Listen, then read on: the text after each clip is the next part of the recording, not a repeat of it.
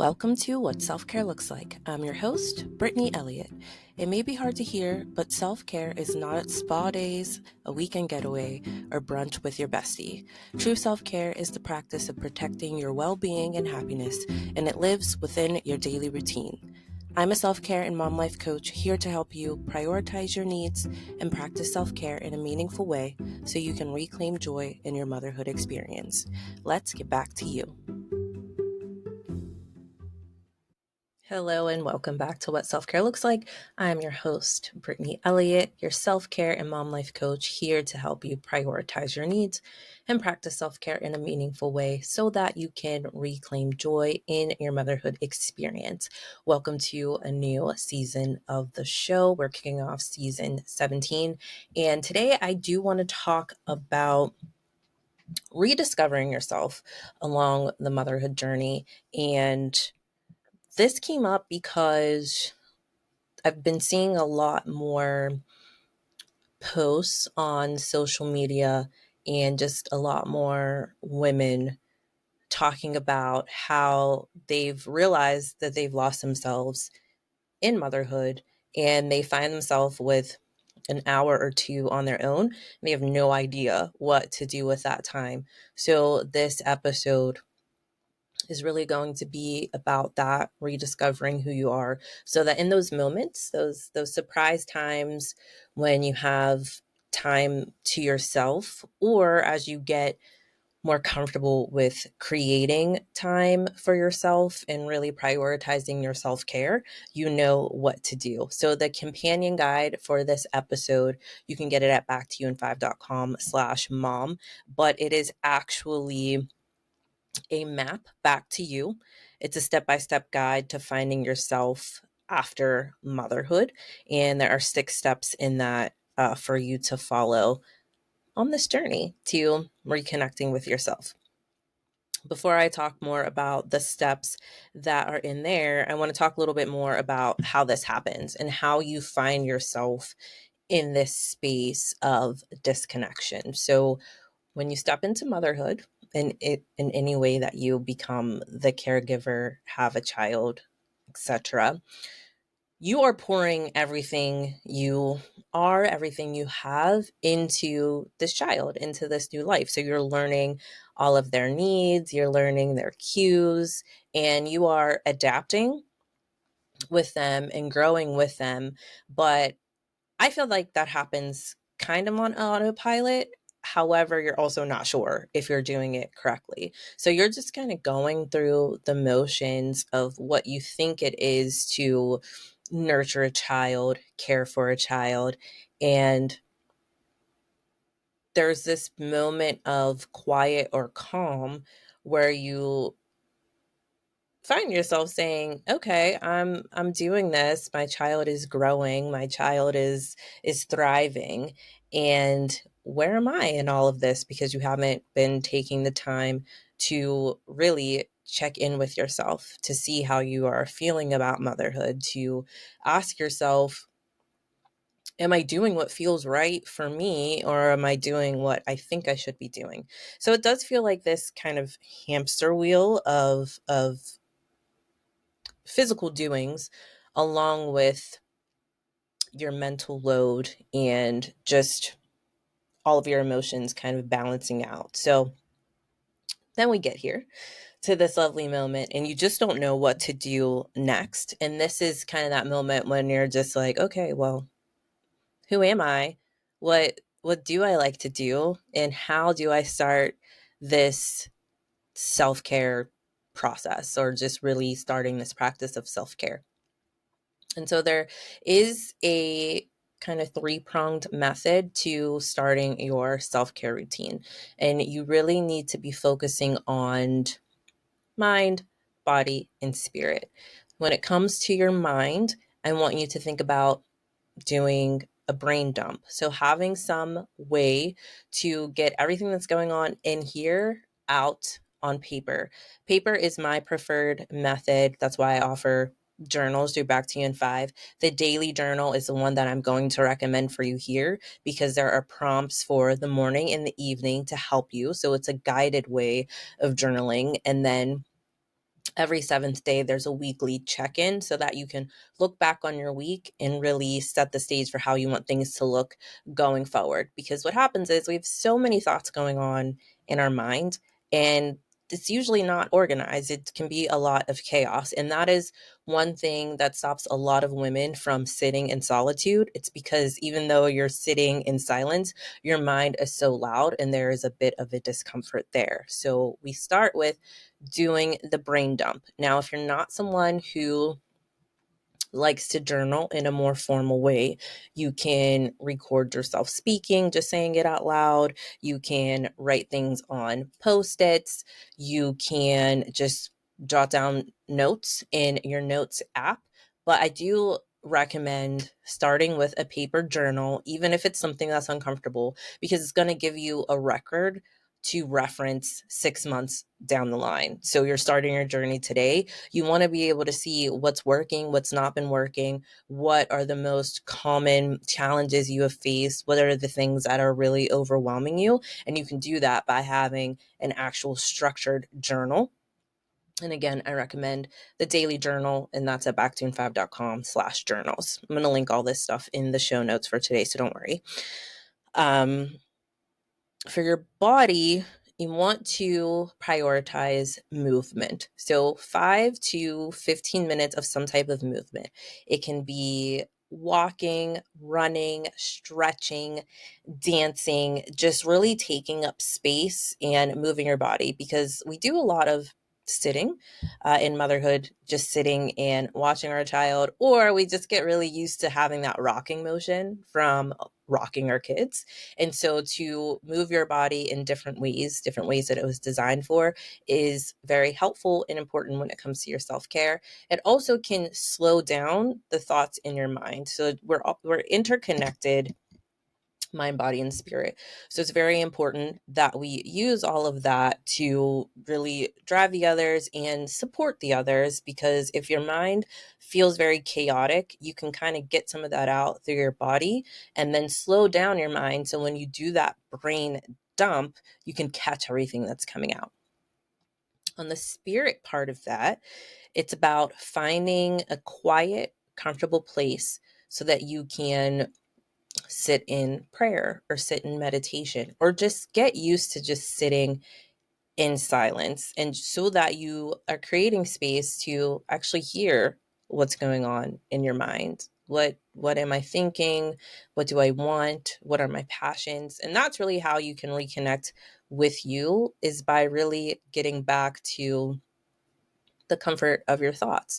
And if your thoughts happen to be scary thoughts, you can even jot those down and take them with you when you go to seek help from a therapist, when you're starting to wonder, am I experiencing postpartum depression?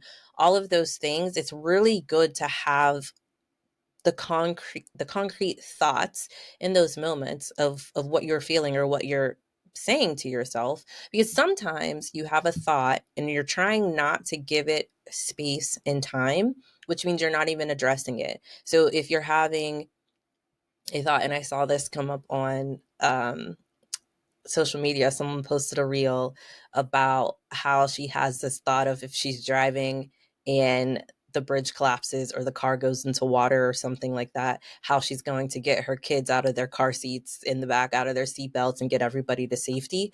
And I thought, oh, so I'm not the only one who has had that had that thought and had that fear. And when you write those things out, you can address it and say, is there a way that I would be able to do this? How would I deal with that? Or if that's something that I really should be thinking about. Or if you have developed an anxiety about driving, you'll know, this is why I'm anxious about driving. I'm anxious about driving because I fear that something is going to happen on the road that endangers us, and I won't be able to save us all. And then you can start working on that. So these are the ways, this is the path to reconnecting with yourself. So my order of operations that I recommend is to work on your body. So move your body first. Then after that, sit in solitude, reflect on that movement. And then that gives you what you'll eventually dump into your journal. That just happens to be what works best for me. So try out the combinations, whether you want to sit in solitude first and then go into movement and then go into your brain dump, or maybe you want to start with journaling, whatever that may be for you. But when I first wake up, my mind really starts to race. And so I like to move my body to slow down my mind. Then I like to actually journal and do some dumping of my brain. And then typically I will sit in solitude to just reflect on everything that I dumped, set my intentions for the day, prayer, meditate, things like that. Another good approach to rediscovering yourself is to have an overall wellness approach to your self-care. And I will refer back to last season with the New Year refresh, how we went through each wellness point in detail and definition. But hey, maybe you're new here. So I'm going to talk about those wellness points here very briefly. And I'm going to read this straight out of my book, y'all, because I published the book this year, What Self-Care Looks Like. It's a practical guide for prioritizing your needs and practicing self-care so you can reclaim joy in your motherhood experience. That should sound very familiar to you, as it is the introduction that I do in my show. So, the 5 wellness points are social wellness, physical wellness, spiritual wellness, emotional wellness, and intellectual wellness. I am going to read the definitions of them. I'm not going to go back in detail with what activity goes with each one, but I do encourage you to purchase the book. You can get that at backtiyouin5.com/book. All my resources are readily available to you at backtiyouin5.com.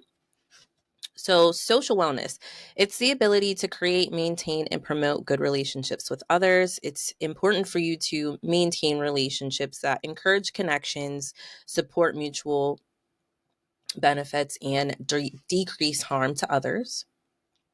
Physical wellness promotes proper care of our bodies for optimal health and functioning. It consists of recognizing the need for physical activity, a balanced diet, sleep, along with preventing illness and injury or managing chronic health conditions. Spiritual wellness is being connected to something greater than yourself. It's having a set of values, principles, morals, and beliefs that provide a sense of purpose and meaning to life. Emotional wellness is the ability to experience, manage, and express feelings appropriately. It's the ability to respond resiliently and effectively to changing emotional states and effectively cope with situations that present challenges and obstacles in life. And intellectual wellness is recognizing your creative abilities and finding ways to expand knowledge and skills. It's the ability to be open to new ideas, critical thinking, and learn new skills that can be shared with others and used for the betterment of our community. So, again, if you grab the book, I do go into more detail about the type of activities that impact each wellness point. I also talk about that, as I said in the last season, for the New Year refresh. But really, in everything that I do with what self-care looks like in Back to You in 5, it really is built around a framework of an overall wellness approach to your self-care. It's those 5 wellness points, and I really encourage you to do activities that you can complete in as little as 5 minutes each day, because I know that you are busy. I know that you're focusing on raising your child. And I really want you to start getting comfortable with prioritizing your own needs as well. And I think 5 minutes is the perfect period of time for you to do that without getting anxious in the process. So when you find yourself sitting with the fact that you feel lost. You feel lost in your journey of motherhood. You feel like you lost the woman you once were. You feel like you don't know what your passions are. You don't know what you like to do or what you would want to do if somebody gave you an hour to yourself. This is the time for you to prioritize reconnecting with yourself. And so in the roadmap, it's going to take you through 6 steps. Step 1 is to acknowledge where you are and identify the signs that you've lost yourself, identify how you feel disconnected, how you feel overwhelmed, how you're unsure of your own interests now. And then there are prompts in each of these. Step 2 is to reconnect with your identity. So I want you to list 3 things you used to love doing before motherhood. You may be able to remember those just immediately, like right now, you're probably thinking of them, or you may need to give yourself a little more time to really dig into, like, well, what did I like?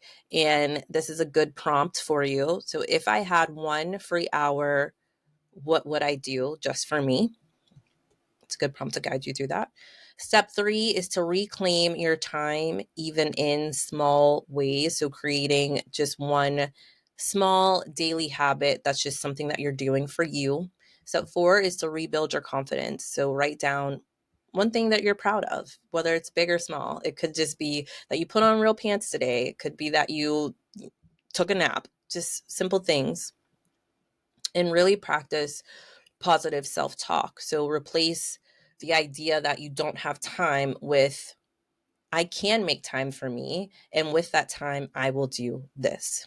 Step 5 is to expand your support system, and this can be just as simple as reaching out to a friend or joining a support group, whether it's virtual or in person, doing little meetups, mommy and me classes, fit for mom, different things that you can find in the community. And step 6 is to take the first step forward and really choose one action item from your list that you create that you can just do today and really take action and prove to yourself that you can do things for yourself. You can do things that prioritize your needs, and you can make your way back to yourself on this journey and understanding that it is very important to do that. So again, you can download the roadmap at backtune5.com/mom.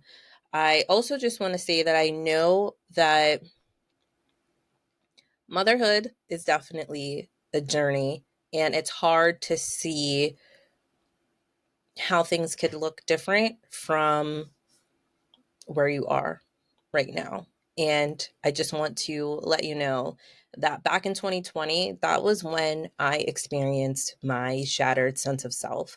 That is when I truly felt like I didn't know who I was anymore.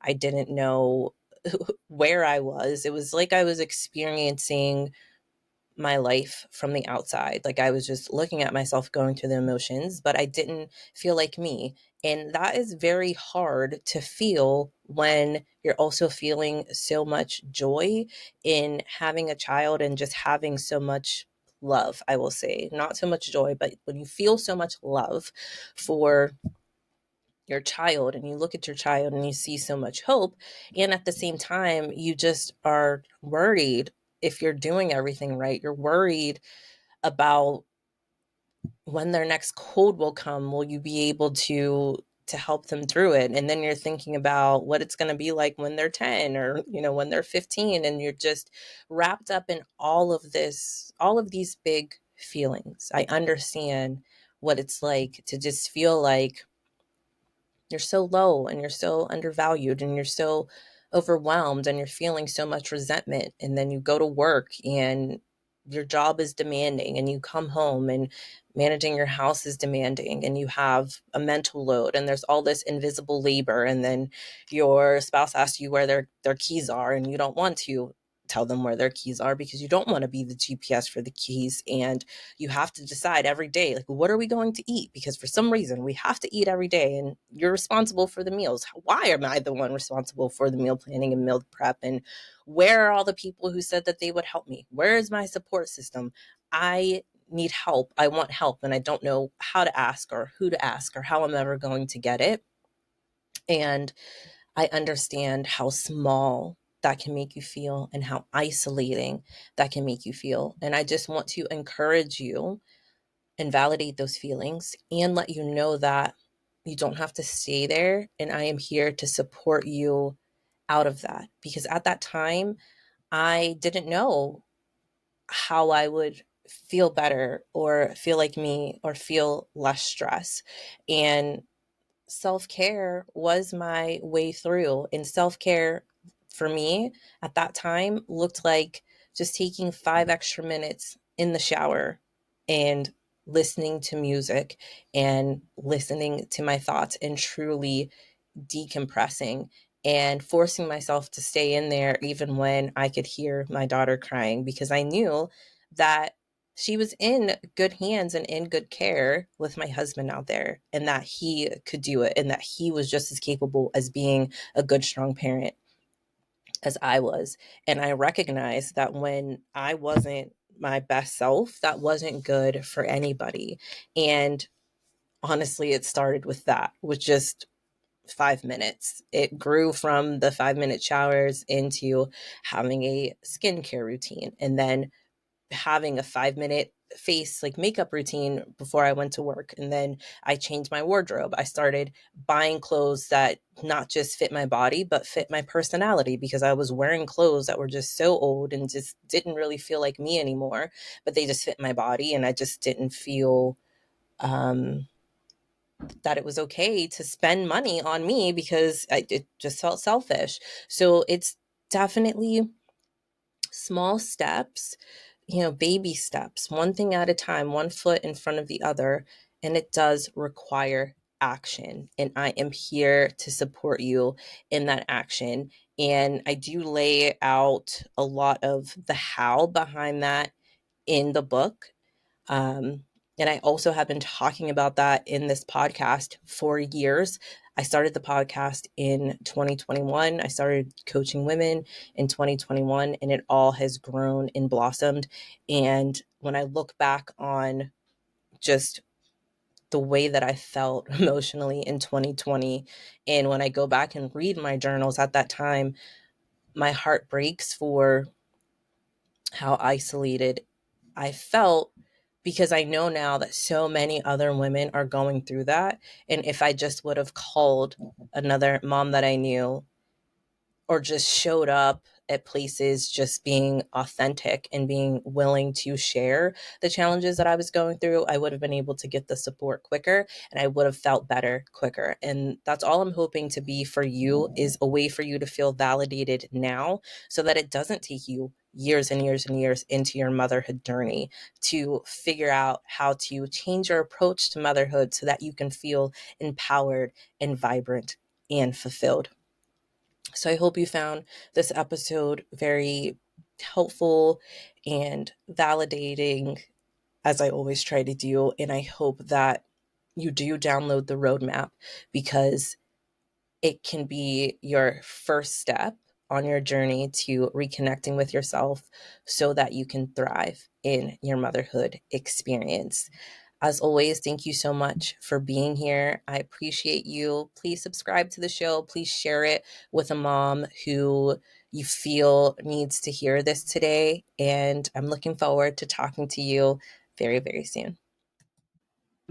Thanks for listening to this episode. I hope you learned at least one thing you can implement into your daily routine. To connect with me, follow at Back to You in 5 on Instagram. If you're feeling generous, share this episode with a mom you know and subscribe to the show. I appreciate your support. Remember, motherhood is a journey, not a destination. Grow through it and enjoy the view.